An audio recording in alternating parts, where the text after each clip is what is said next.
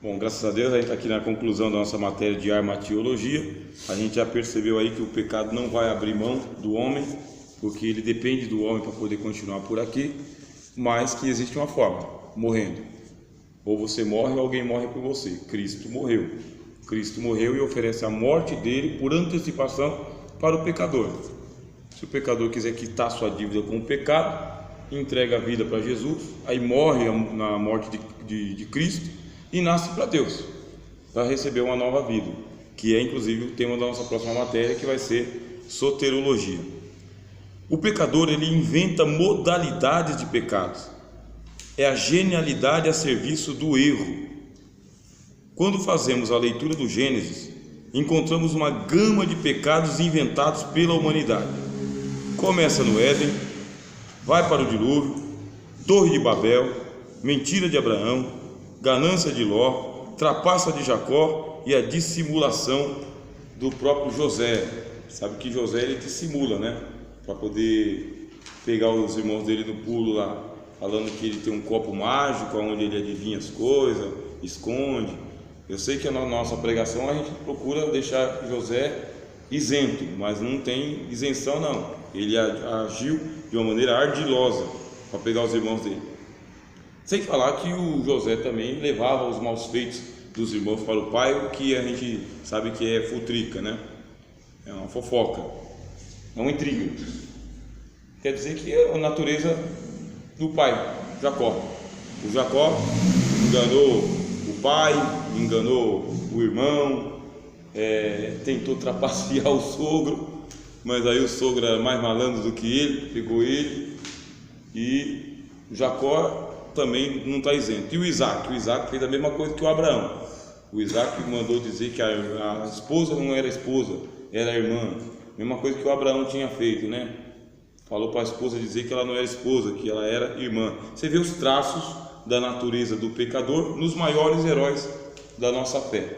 O que nos leva para o dilúvio, o que nos leva para Noé, sendo quem ele foi, ainda assim se embriagou, né? Se desnudou no meio da tenda, fez aquelas coisas lá. O homem que era? Ele era um pré-diluviano, Noé, né? Pré-diluviano. Ele viveu 500 anos com a sociedade de pecadores e a Torre de Babel. Então, a gente lendo o Gênesis, a gente vê que não tem para onde escapar. O pecado vai se alastrando. Então, ele tem aí uma genialidade em cena. Ele é um gênio. E aqui ele é um gênio que ele é o seguinte: ele é um gênio a serviço do erro. Eu vi uma palestra uma vez, aí o palestrante estava dizendo o seguinte, que o diabo não é inteligente. Por que ele não é inteligente? Por causa que na palestra ele dizia, a inteligência é algo voltado para o bem.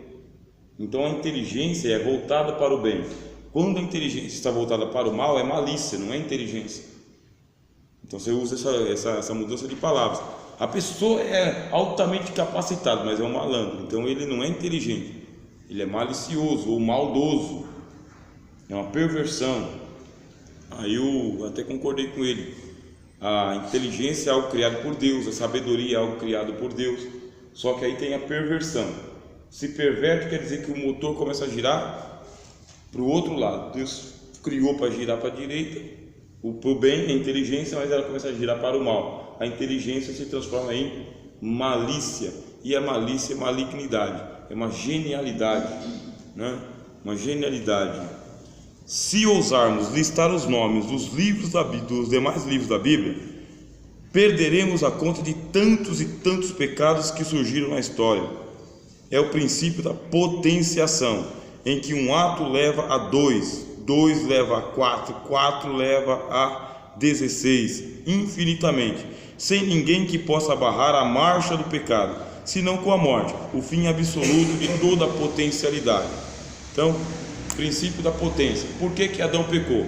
Pecou porque podia pecar. Se não pudesse pecar, não teria pecado. Então nós temos a potencialidade, a potência para pecar. Só peca porque pode. Enquanto você poder pecar, você vai pecar. Tanto é que a Bíblia diz no livro de Atos, no livro do autor aos Hebreus, que o Senhor Jesus, quando ele ressuscitou, ele teve que purificar o céu com o seu próprio sangue. Olha só que grandeza do Senhor Jesus. Ele entrou no santuário celeste com sangue particular e ele purificou os céus com sangue. Porque Jesus é mais puro do que os céus. Se o Cristo não morre na cruz, não verte o sangue, não ressuscita ao terceiro dia, o céu ainda era uma possibilidade de pecado. A carta aos Hebreus diz isso. Por isso que é bom a gente ler a Bíblia inteira, tá bem, irmãos? É bom que os irmãos leiam a Bíblia inteira para poder ir entendendo com mais facilidade as explicações. Cristo ele é superior aos céus. Ele é mais santo do que os céus. Mais santo. O sangue dele purificou as moradas celestes de uma tal maneira que agora, quando a gente entra lá, não podemos mais pecar. Agora é impossível acontecer pecado no céu. Agora não pode mais. Mas por quê? Porque o sangue de Jesus purificou o santuário, que é onde a gente vai morar. E só purificou porque aquele que entrou é mais puro do que o céu. Mais puro. Pureza é algo assim fundamental para aqueles que têm comunhão plena com Deus. Agora tem um cristão que ele era angustiado com esse negócio do pecado. Ele era angustiado porque ele percebia que a natureza para o pecado estava presente nele o tempo inteiro, que é o Agostinho de Hipona. Aí ele disse o seguinte: olha, antes da queda nós podíamos pecar. Antes do pecado entrar no mundo era uma possibilidade, podíamos pecar. Depois da queda nós não podemos deixar de pecar. É algo que vem no automático. Você nasce com a natureza do pecado, vive com a natureza do pecado até que ele te mata. Então depois da queda não podemos não pecar. Agora, depois de Cristo nós não poderemos pecar mais. Depois de Cristo o pecado é vencido. Quer dizer que quando a gente passa para a esfera do reino de Deus, os pecados ficam todos de fora. Todos. Fica lá. E essa é a palavra da fé. Mas enquanto nós estamos aqui lutando, e tem que lutar. Tem que lutar. O que acontece com a gente? Vem o assédio. O assédio é a tentação, pelo lado de dentro. Não é pelo lado de fora. Que nem o exemplo da caneta que eu falei para vocês aqui. A tentação é pelo lado de dentro, é o motor girando, é a natureza para o pecado. E é o tempo inteiro. Aí tem uma história de uma senhora, né? Os jovens fizeram assim, participaram de uma palestra com uma irmã, e essa irmã era uma senhora já idônea, sabe? Já tinha passado das casas, de todas as casas, né? Ela estava lá com seus 70 e tantos anos. E ela tinha uma fama de que ela sempre tinha uma resposta sábia para todas as perguntas. Todas. E os jovens pegaram uma pegadinha nela, né? Pegou e falou o seguinte: ó, perguntar para essa irmã um negócio aí que ela não tem como responder. Ela não tem resposta para isso aí. Aí perguntaram para ela o seguinte: irmã, a senhora tem mais de 70 anos, não é? Meu filho, pela graça de Deus, eu tenho mais de 70 anos. Responde para nós aqui. Qual foi o maior pecado que a senhora já cometeu na sua vida inteira? Aí ela riu. Aí ela falou: meu jovem, o maior pecado que eu já cometi a minha vida inteira foi o último. Aí o jovem ficou pensando na resposta. O último sempre é o maior pecado. O menor dos pecados é o maior dos pecados, irmãos. O último é o maior de todos os pecados. E olha que a mulher já tem mais de 70 anos. Com 70 anos, peca? Peca. Não peca os pecados da juventude, mas peca também. É uma coisa inerente à natureza humana. Então, quanto tempo você tem que lutar contra o pecado? O autor aos Hebreus diz: você tem que lutar contra o pecado até você sangrar. Você tem que resistir ao pecado até sangrar. Porque o autor aos Hebreus, capítulo 11, né? Ele diz: não resististes na luta contra o pecado até o sangue. Você não está lá igual o Cristo, que a gente ensinou na aula passada, né? O Cristo lutou contra o pecado até que o suor dele se transformou em gotas de sangue, lutando contra o pecado. O autor aos Hebreus diz que ele estava oferecendo lágrimas a Deus, oferecendo lágrimas na luta contra o pecado. E o pecado era forte, por causa que, se ele quisesse, ele pediria ao Pai 12 legiões de anjos, 12, e os anjos viriam atendê-lo. Só que aí ele estava escapando daquilo que era a vontade de Deus. E ele dizia: Senhor, Deus, né, Pai, faça-se a sua, não a minha vontade.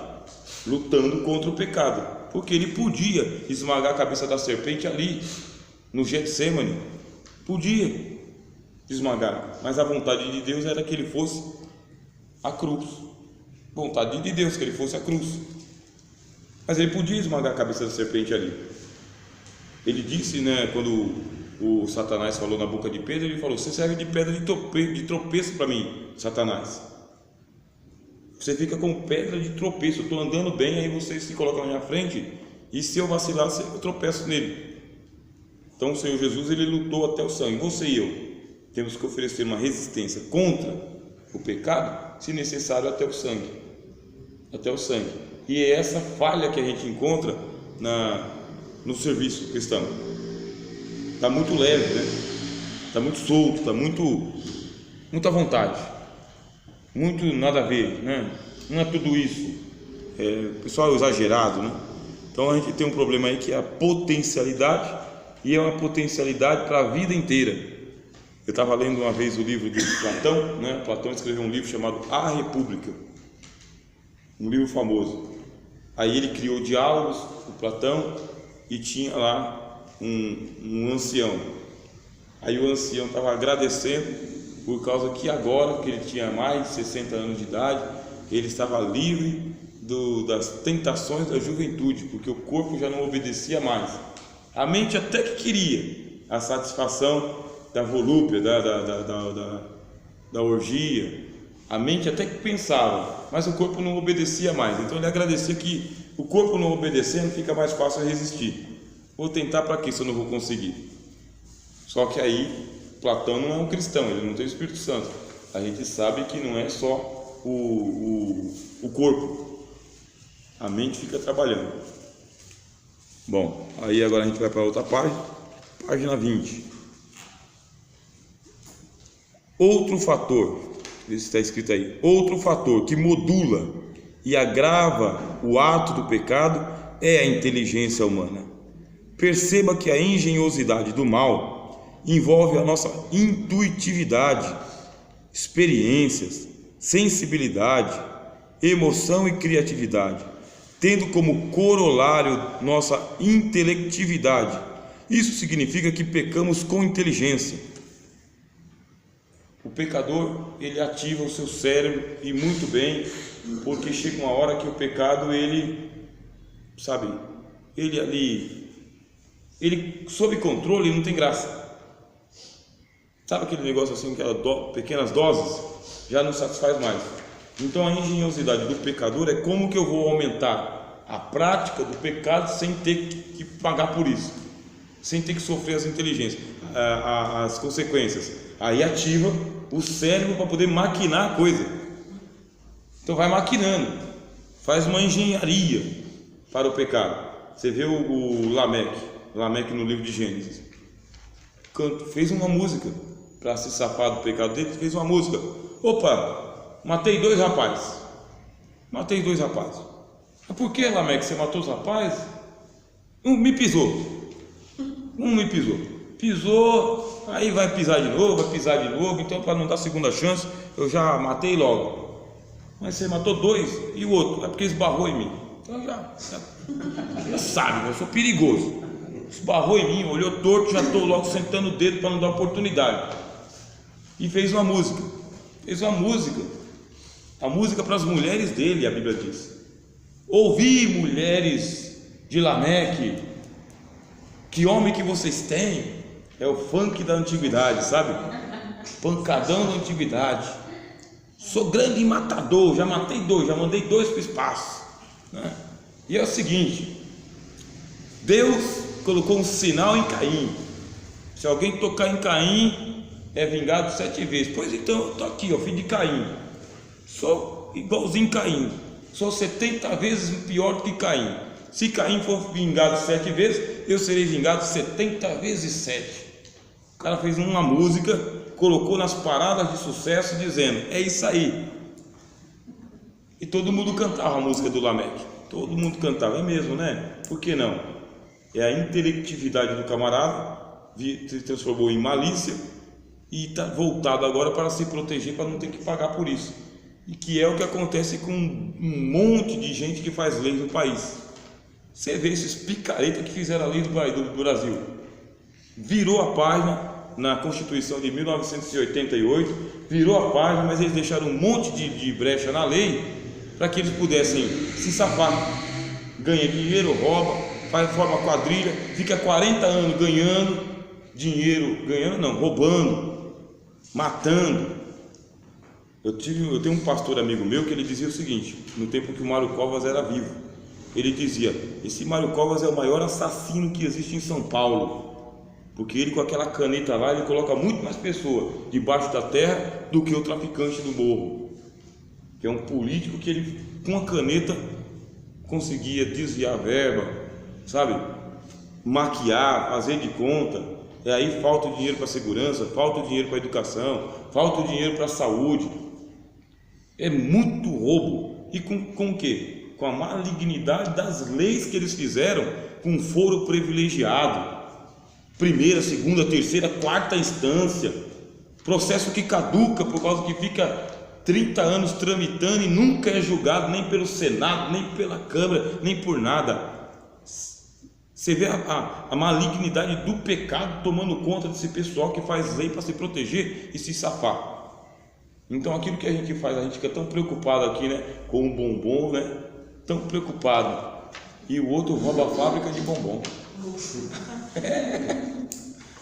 Eu preocupado com a caneta que coloquei no bolso, o outro consegue roubar a tinta da caneta, de tão maligno que é, e não se preocupa.